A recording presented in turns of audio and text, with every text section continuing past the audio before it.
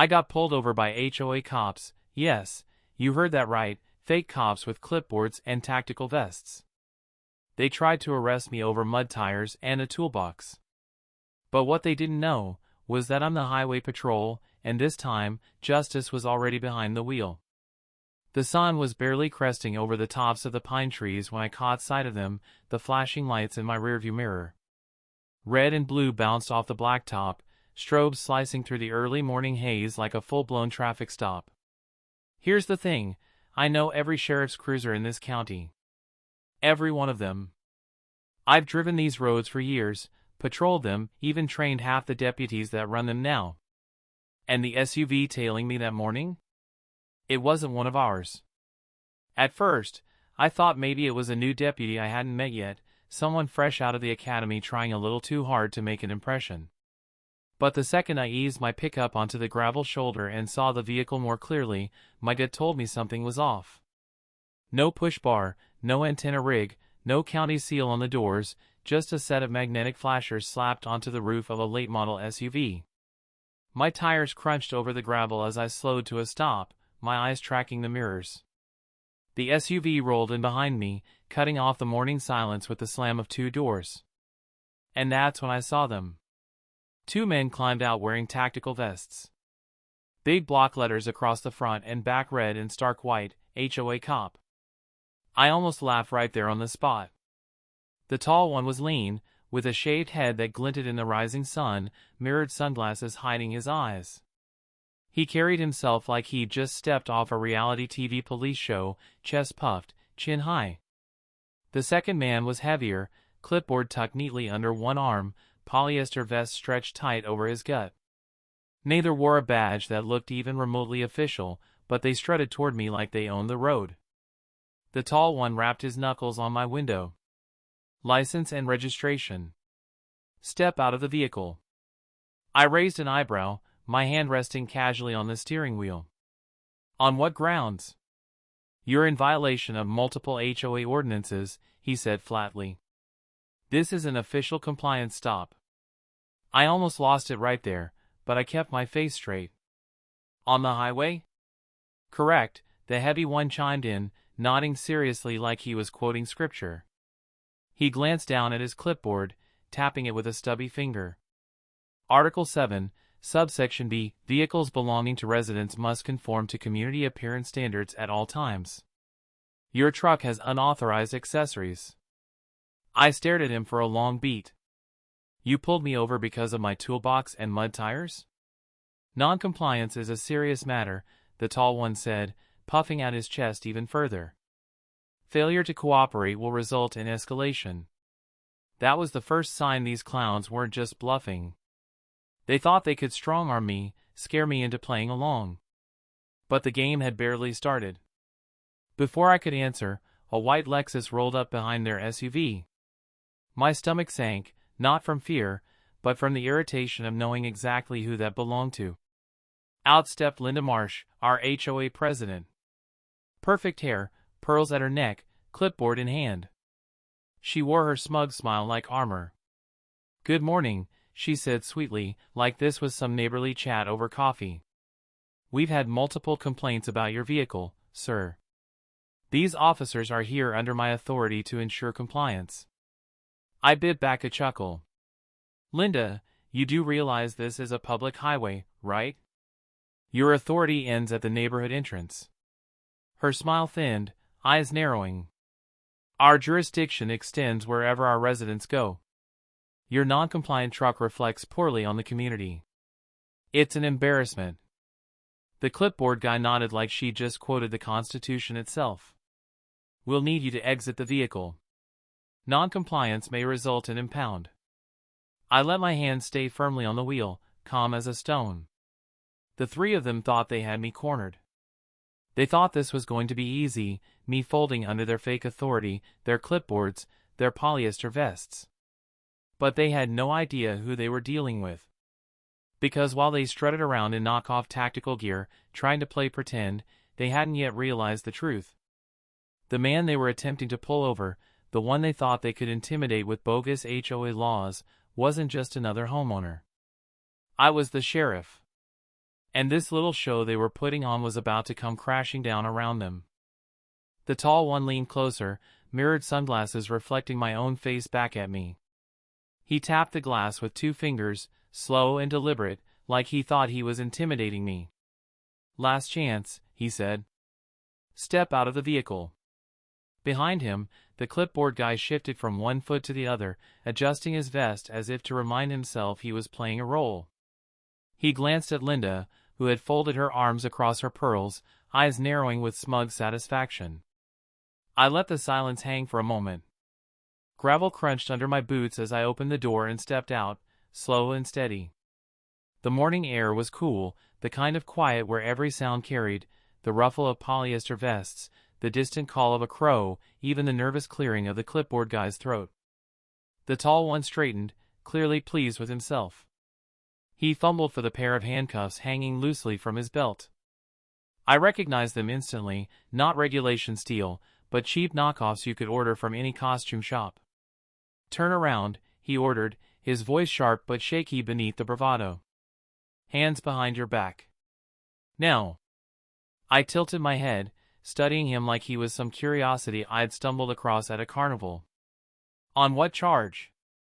"Obstruction," he shot back instantly, like he'd rehearsed it in front of a mirror. "Failure to comply with HOA enforcement directives." That almost did it. I almost laughed right in his face.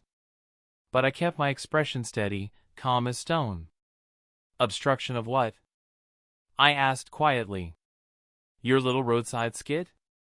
Linda stepped forward before the tall one could answer. Clipboard clutched to her chest, her voice rang with false authority. "Sir, these officers are fully authorized under the board's direction," she said.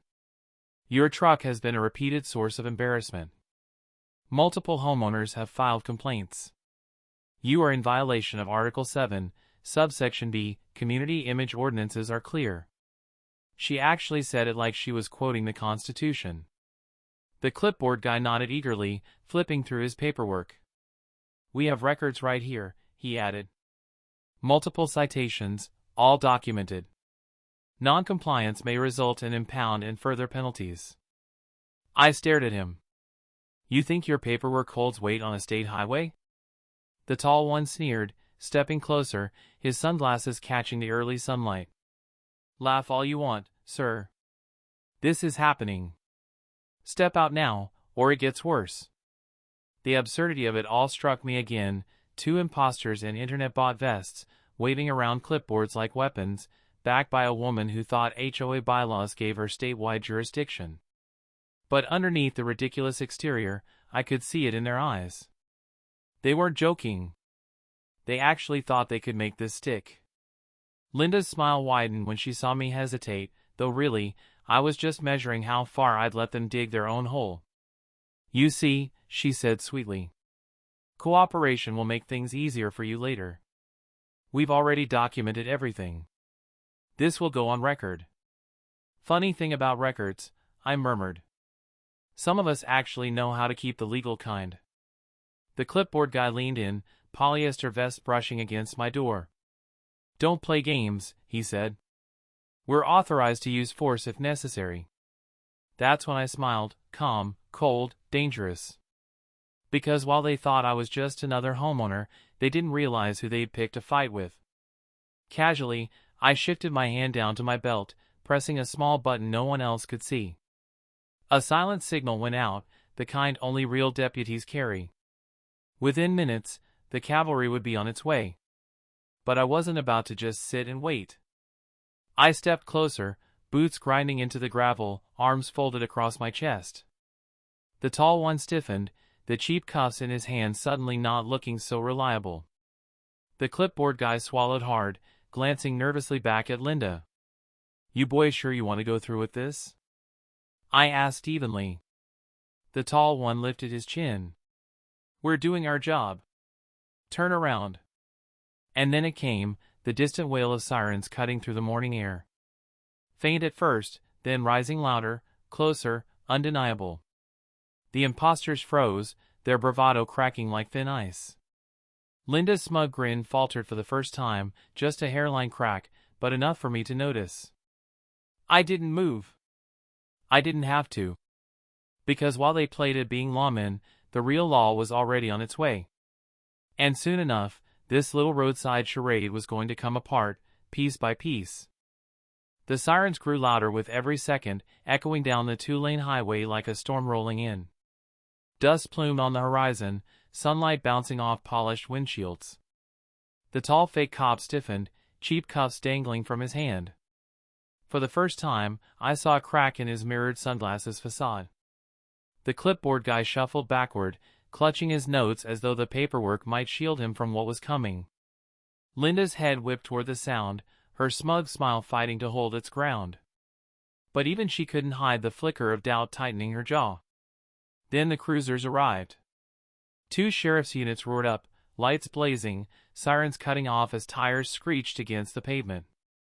Dust swirled around us, the bright strobes painting the fake cops in red and blue, an ironic preview of the jail cells waiting for them. The doors swung open in unison. Out stepped Deputy Morales and Deputy Carter, both calm, both seasoned, both very real law enforcement. "Boss," Morales said, eyes flicking from me to the imposters, "want to explain why these clowns have you pulled over on the side of the highway?" I tilted my head toward the pair, letting the silence sting. "They call themselves HOA cops. Claimed they were arresting me for a neighborhood ordinance violation." Morales raised an eyebrow, fighting a grin. "On a state highway?" "They said my truck was an embarrassment," I added dryly. The tall one, desperate to salvage control, jabbed a finger toward me. "He refused a lawful order." "That's obstruction." Morales didn't even blink. He chuckled, low, sharp, dismissive. "Lawful order? Buddy, you're wearing a vest you bought off the internet. That's not law, that's Halloween." The clipboard guy sputtered, shuffling his papers like maybe if he found the right page, this nightmare would vanish. We were enforcing community standards. Authorized by the HOA board." Linda stepped forward then, her voice ringing with a tone she perfected in board meetings. Clipboard clutched like a shield, she declared, "This is a misunderstanding. They are fully authorized under my leadership. The board has empowered them to ensure compliance." "Ma'am," Morales cut her off, his voice sharp now. "The HOA has no jurisdiction outside its own lots. And it sure as hell doesn't get to run traffic stops. You're way out of line." Carter circled around the SUV, inspecting the flashing light bar stuck on top with magnets. He shook his head, muttering loud enough for everyone to hear. "Not even wired in. These guys are a joke." I stepped closer, boots grinding into the gravel. The imposters shrank back, their confidence evaporating. "You thought you could strong-arm me," I said evenly. "But you picked the wrong man. You tried to impersonate the law while the real sheriff was behind the wheel." The tall man swallowed, sweat beading along his shaved scalp. He lowered the toy cuffs slowly, as if realizing for the first time just how much trouble he was in. Morales reached forward, ripping the plastic badge from his vest and holding it up to the sun. The cheap laminate bent in his fingers. "This," Morales said flatly, "wouldn't pass for a kid's costume." The clipboard guy's face went pale, his mouth opening and closing without words. Linda tried one last time, her voice sharp now, frantic. "You can't do this. The HOA backs them fully. We've documented every violation." "Save it," Morales snapped, his patience gone. "You're under arrest for impersonating law enforcement, unlawful detention, and attempted coercion." He clicked real cuffs, cold steel, not toys, around the tall man's wrists. The impostor flinched, his fake authority vanishing the moment those shackles locked. The clipboard guy didn't resist. His papers slipped from his hand, scattering across the gravel like fallen leaves. His polyester vest sagged, the bold white HOA cop letters looking more pathetic than intimidating. Linda's face turned red, her voice breaking into shrill panic. "This is outrageous. You can't treat us like criminals. We're protecting the community." I turned to her, calm as ever. "Linda, the HOA doesn't outrank state law. And your name's all over those clipboards and complaint letters. That makes you just as guilty." Her mouth opened, then shut again, gasping like a fish tossed on the dock. For the first time, she had no script, no smug comebacks. Behind us, Carter loaded the imposters into the back of the cruisers. Morales bagged the fake vests and badges as evidence. The flashing lights still danced across the highway, but the show was over. Only the consequences remained. The courtroom smelled faintly of varnished oak and paper, sterile, official, the opposite of the roadside dust storm where this mess began. Rows of folding chairs creaked under the weight of neighbors who had packed in, hungry for drama. Word had spread fast. The infamous HOA cops were finally facing justice. Linda sat at the defense table, back rigid, her pearl necklace practically strangling her. Beside her, the clipboard guy wrung his hands while the tall one stared at the floor, jaw clenched like a man waiting for a sentence he already knew was coming. Their cheap polyester vests had been replaced by dull suits that fit about as poorly as their fake authority. The judge, a woman with silver hair and a gaze that could cut through steel, adjusted her glasses and spoke firmly. "This court is now in session. Case number 47219, State of Texas versus Linda Carver, Paul Donnelly, and James Porter, charged with impersonating law enforcement, unlawful detention, and reckless endangerment." A murmur swept the gallery. Some neighbors leaned forward, whispering. Others shook their heads, half in disbelief, half in satisfaction. The prosecutor, Assistant DA Reynolds, rose first. He wasn't flashy, but he didn't need to be. His case was ironclad. He stepped to the center, his voice calm but sharp. "Your Honor, this case is simple. These defendants tried to operate their own private police force under the guise of an HOA. They conducted unlawful traffic stops, wore counterfeit badges, and even attempted to handcuff a sworn state trooper. Their arrogance is dangerous, and their actions could have ended in tragedy." His words hung heavy in the air. The judge nodded once, then turned her piercing gaze to the defense table. Linda's lawyer, a slick man in a gray suit, sprang up. He forced a smile, as if charm could erase felony charges. "Your Honor, my clients were merely overzealous citizens trying to improve community safety. They never intended to impersonate real law enforcement. The HOA board authorized them, and their actions were in the spirit of keeping order." The judge raised an eyebrow. Pulling over drivers on a state highway is not neighborhood watch duty. It's a crime. The lawyer hesitated, shuffling his papers. "They made a mistake, yes. But intention matters. The prosecutor cut in smoothly, lifting a plastic bag into view. Inside, the flimsy vest with HOA cop printed in bold white letters. "This isn't a mistake, Your Honor. This is a uniform. This is premeditation." Gasps rippled through the gallery. Linda's face flushed crimson. She whispered frantically to her lawyer, but the microphone still caught her words. "I told them this would work. I told them the HOA would back us." The judge's eyes narrowed. "Mrs. Carver, you are to remain silent unless addressed." I sat in the gallery, arms crossed, uniform crisp. Morales and Carter flanked me. The prosecutor gave me a nod. It was my turn. "Trooper Daniels," he said, "please tell the court what happened on the highway that day." I rose, walking to the stand. The weight of the badge on my chest felt heavier here, as though it carried the voices of every real officer these fakes had insulted. Sworn in, I spoke clearly. I was driving an unmarked patrol unit when I was stopped by the defendants. They claimed I had violated HOA ordinances. They attempted to remove me from my vehicle and place me under arrest. Only when backup arrived were they stopped.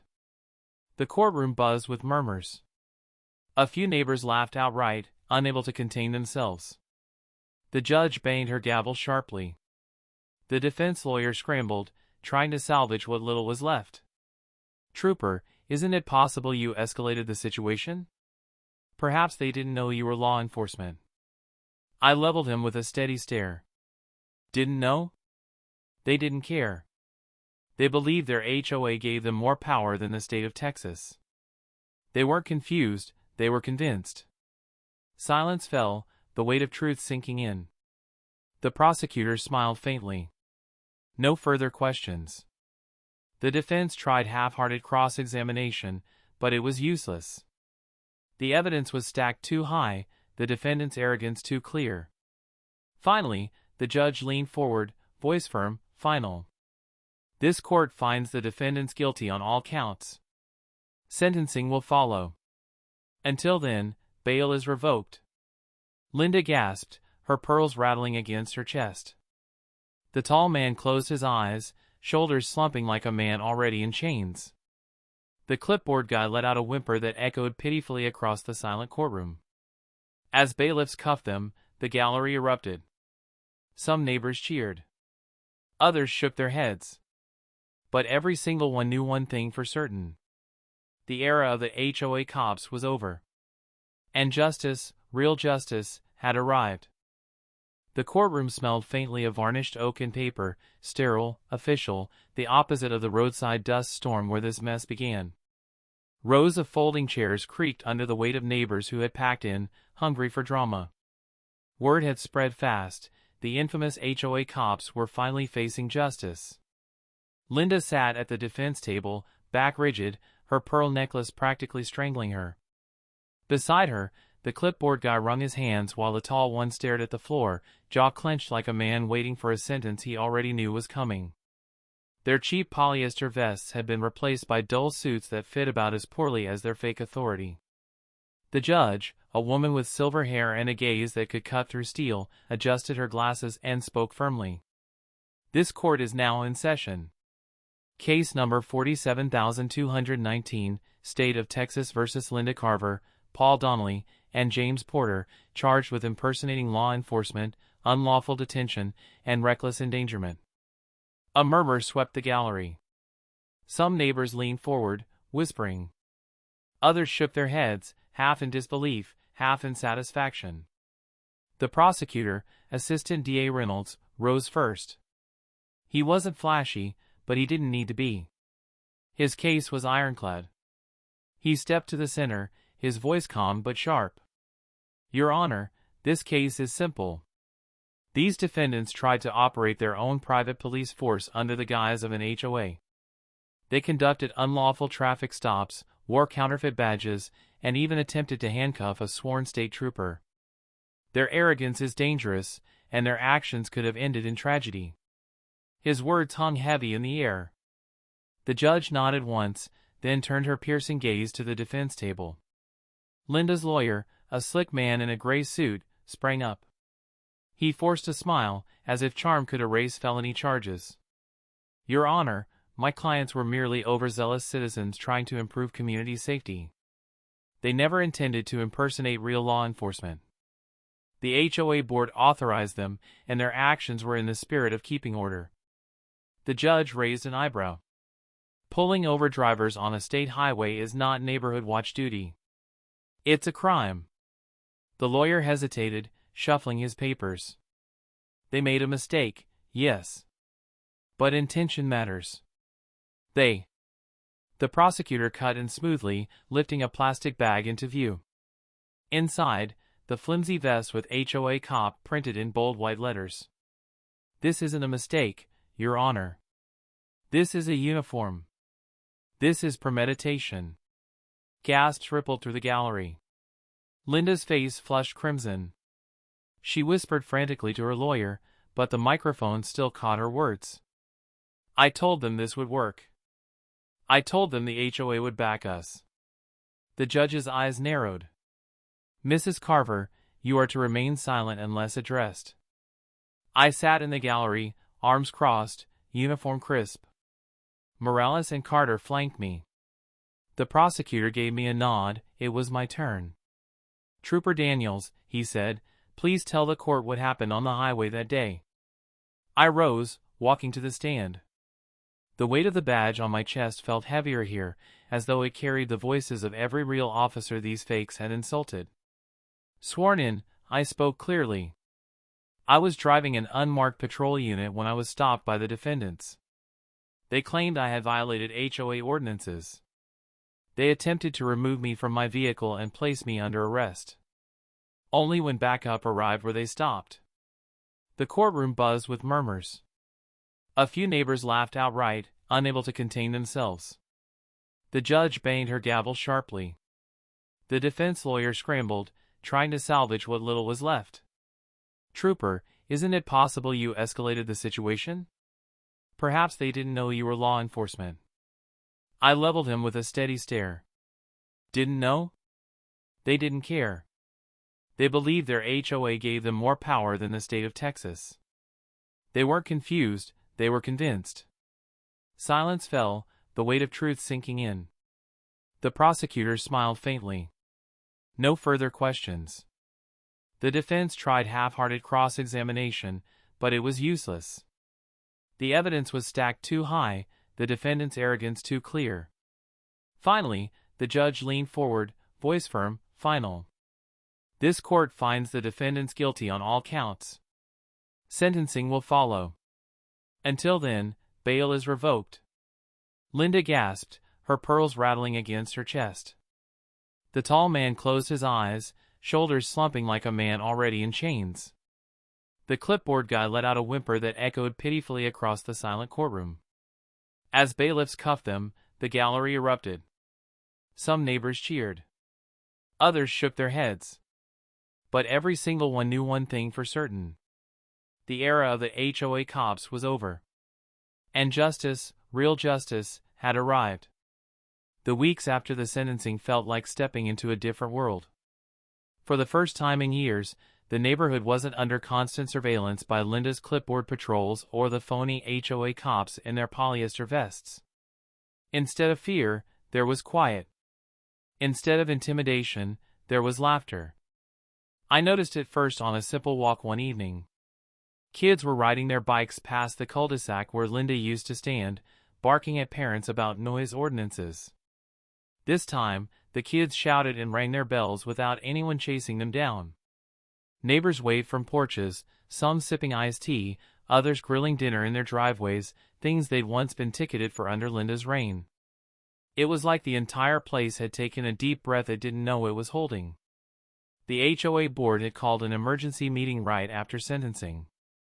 Dozens of residents showed up, more than the board had ever seen before. Normally, Linda ran those meetings like a tyrant, tight agenda, no questions, threats of fines if someone wasted time. But with her gone, the tone was different. Mr. Hale, an older gentleman who'd lived in the community since it was built, stood up with a trembling voice. "For years, we've been ruled by fear. But that ends tonight. The HOA isn't supposed to be a weapon. It's supposed to be a tool to help us keep things fair and functional. We need new leadership, people who care about neighbors, not power." The room erupted in applause. By the end of that meeting, Linda's loyalists had either resigned or been voted out. A new board was formed, made up of ordinary residents, people who wanted to fix potholes and maintain the pool, not play sheriff. Within days, some of the worst rules were scrapped. The ban on mud tires, gone. The mailbox paint color policy, gone. The absurd rule about driveway basketball hoops, gone. Residents were stunned at how quickly things could change when reason, not ego, was in charge. For me, life returned to something closer to normal. My job as a state trooper had always been to keep highways safe, but this ordeal had shown me something deeper. Power unchecked is dangerous, no matter where it shows up. Whether it's someone flashing fake badges on a highway shoulder or a president clutching a clipboard like it's the Constitution, authority without accountability always turns rotten. One evening, as I parked my truck in the driveway, my neighbor Mrs. Turner came over carrying a plate of cookies. "Sheriff," she said, smiling warmly, "thank you. You stood up to them when the rest of us felt powerless. You reminded us what real law looks like." I chuckled. All I did was my job. You folks did the hard part, speaking out when it mattered. She shook her head. "No. You showed us we didn't have to live scared anymore." Her words stuck with me. Maybe that was the real victory, not just locking up Linda and her henchmen, but giving the community its voice back. Of course, the aftermath wasn't perfect. A few of Linda's friends still grumbled, whispering about ungrateful neighbors and ruined reputations. But they were drowned out by the overwhelming relief spreading across the block. For every bitter voice, there were 10 more celebrating freedom from harassment. 2 months later, the neighborhood hosted its first real block party in years. Tables lined the street, grills smoked with burgers and hot dogs, kids played tag, and music filled the air. No one worried about ordinances or appearance standards. As I stood there, watching fireworks crackle above the rooftops, I couldn't help but smile. Justice had done more than punish the guilty, it had freed the innocent. And for the first time in a long while, the neighborhood didn't feel like a battleground. It felt like home. For a while, it felt like the storm had finally passed. The neighborhood was quieter, freer, almost normal. But peace, I've learned, is never permanent. A few months after Linda's sentencing, envelopes started showing up in mailboxes again. Plain white, no return address. Inside was a typed letter, signed only with initials, LM. The letters read like orders: reminder, grass height must not exceed 4 inches, all vehicles must remain washed and free of debris, failure to comply may result in action. At first, people laughed it off. Kids even started a game, calling them ghost fines. But for others, the old fear crept back in. Some neighbors had been under Linda's thumb for so long that even a piece of paper with her tone made them uneasy. Mrs. Turner showed me hers one evening, hands trembling as she held the letter out. "Sheriff," she said quietly, "do you think, could she be sending these? From prison?" I frowned, scanning the page. It had Linda's voice all over it, sharp, commanding, dripping with superiority. "She's locked up," I said firmly. "But that doesn't mean someone else isn't trying to keep her flame alive." Word spread quickly, and the new HOA board called an emergency meeting. We filled the community center to the brim. People held their copies of the letters like evidence, waving them in the air. The mood was tense, suspicious. "Could be one of her old allies," someone muttered. "Maybe she's still pulling strings," another said. I stepped up to the podium, uniform crisp, voice steady. "Listen up. These letters aren't official, and they sure as hell don't carry the law. Whoever's sending them is trying to scare you back into the shadows. But remember this, Linda's power ended the day she was cuffed and taken from this town. She can't touch you anymore." A murmur of agreement rippled through the crowd. Heads began to nod. To drive the point home, I worked with Deputy Morales to trace the envelopes. It didn't take long. A camera at the local post office caught a familiar face dropping them in the mailbox, Mr. Carter, one of Linda's old die-hard supporters. When confronted, he broke quickly, admitting he'd been in contact with Linda through letters. She'd urged him to carry the torch and keep the neighborhood in order. I'll never forget the look on his face when Morales snapped cuffs around his wrists. He wasn't defiant like Linda, he was broken, muttering apologies as he was led away. The board moved swiftly, filing a restraining order against Carter and anyone else trying to resurrect Linda's so-called enforcement program. The prosecutor promised additional charges against Linda for inciting harassment from behind bars. The neighborhood took another deep breath. Relief spread again, but this time, people understood something important: freedom requires vigilance. That weekend, we held another block gathering, not to celebrate, but to stand together. Neighbors who once hid behind closed blinds now laughed openly, swapping stories, grilling food, and letting kids run wild. It was a declaration in its own way: the HOA might still have rules, but they would never again be a weapon. As the sun dipped behind the rooftops, Morales nudged me. "Think they'll ever really be done with her?" I shrugged, watching kids chase fireflies. People like Linda never quit. But as long as this neighborhood remembers what she tried to do, she won't ever win again. He grinned. "Guess it's good the highway patrol lives next door." Maybe he was right. Maybe that was why fate put me here, to remind everyone that authority only matters when it serves justice. And if Linda, or anyone like her ever tried to rise again, this time, the neighborhood wouldn't face it alone. The seasons turned, and with them, the neighborhood.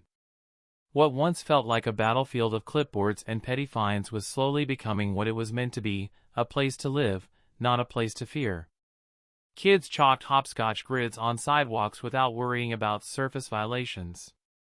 Families parked campers in their driveways without finding threatening letters taped to their doors. Neighbors actually spoke to each other, not in hushed whispers but in warm conversations that echoed across front lawns. Linda's name had become more of a cautionary tale than a threat. New residents heard bits of the story, how an HOA president turned tyrant, how she built a fake police force, how it all collapsed in a courtroom. Some thought it sounded too wild to be true. But for those of us who lived through it, the scars were real. I still carried my badge every day, patrolling highways, pulling over real offenders, not mud tires or mailboxes, but drunks, speeders, and reckless drivers. Yet whenever I drove past the entrance to our subdivision, I felt something deeper. A quiet reminder of how easily power can be twisted, and how important it is to stand firm when it happens. One afternoon, Morales stopped by while I was washing my truck. He leaned against the hood, arms folded. "Hard to believe it's over," he said. I grinned. "With Linda, it's never really over. But this neighborhood's stronger now. They learned the difference between authority and control." He chuckled. "Still can't believe she thought she could run traffic stops." I shook my head, water dripping from the sponge in my hand. That's the thing about power, it makes fools think they're untouchable. Until the law reminds them otherwise.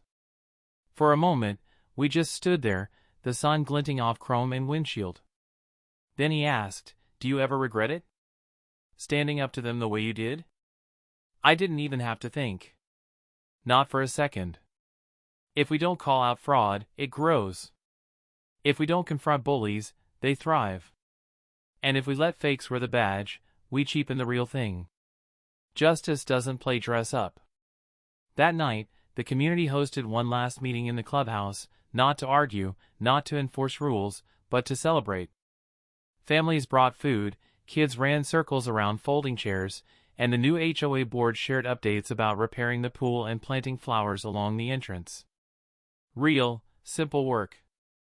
The kind that made people smile, not stress. When it was my turn to speak, I kept it short. "I've worn this badge for years," I said, tapping the star pin to my chest. "And I've seen a lot, wrecks, arrests, close calls.